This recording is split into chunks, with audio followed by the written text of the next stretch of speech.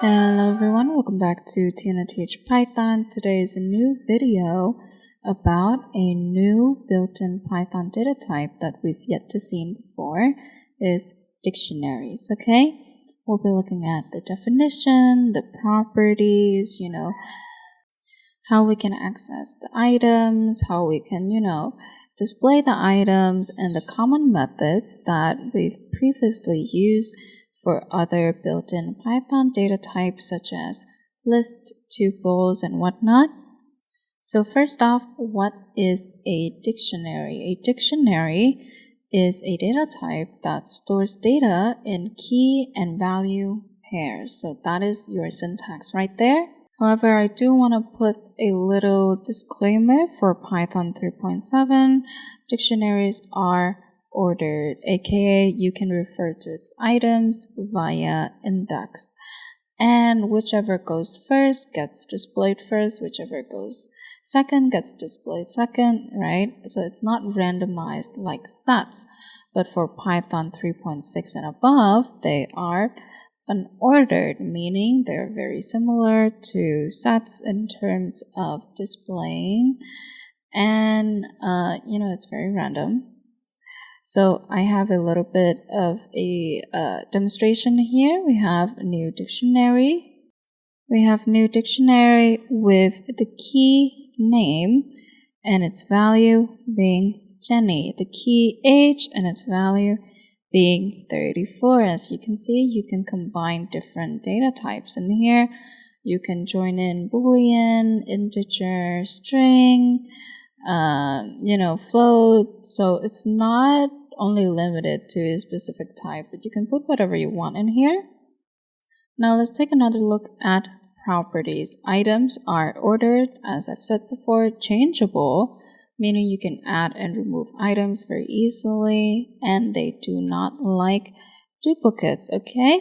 The items can also be of any data types, and you can refer to an item using the key name. So this is what I mean. Key value, key value, key value, okay? Print new dictionary, and the key is age. So what this will print is it will print the number 34, okay? Next up, duplicates. Dictionaries cannot have two items with the same key. The latest one will overwrite the existing value. So let's say I have this key over here, and then I have another duplicate, and then I have another duplicate and the duplicate. This duplicate will replace all of the above, okay? Things that we're very familiar with based on our previous learning experience with list, tuple, and sets, okay? We've all used length and the type method for all of those data types. Now, I have a dictionary constructor over here, right? So this is a short way that you can write dictionary compared to this version right here. Although this version is a bit easier to see and to analyze, this and this is the same thing, okay? Just different ways of writing it. Now I'm going to print out the length of this new dictionary up here. Now, how does Python print out the length of all of this, the keys and the values, right? Does it simply count each pair? So it will be 3 pairs. I'm going to show you that in a bit once we have our little demonstration. Now then, to print the type of this new dictionary, what do you think will be the output? Well, it would be dictionary, correct? It would be dictionary. Since this is the last data type that we're going to learn, the last built-in, data collection, let's do a little bit of a recap. First, our good old list. It is ordered and changeable, okay? It allows for duplicates.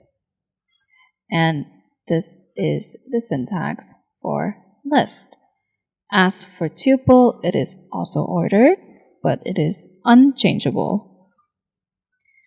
Now I have big double quotes for this unchangeable part, even though you obviously cannot directly add or remove the items of a tuple, there are certain ways that you can work around it. There are plenty of methods that would give you the same freedom of adding and removing a tuple item, okay? And it does allow for duplicates like list. Set, however, is unordered, unchangeable, unindexed, and no duplicates, okay? Next up, with dictionary, which is the one that we're learning right now, it is unordered, it is changeable, and it does not allow for duplicates. All right, now let's start off with a new dictionary. Okay, just gonna move my mouse out of the way. New dictionary, let's go down and have a name equals to Jenny, okay, comma. Age is 41. Colors, her favorite colors are, we can do multiple data, multiple string in this case. Yellow, okay. And then student is false, comma. And worker is true.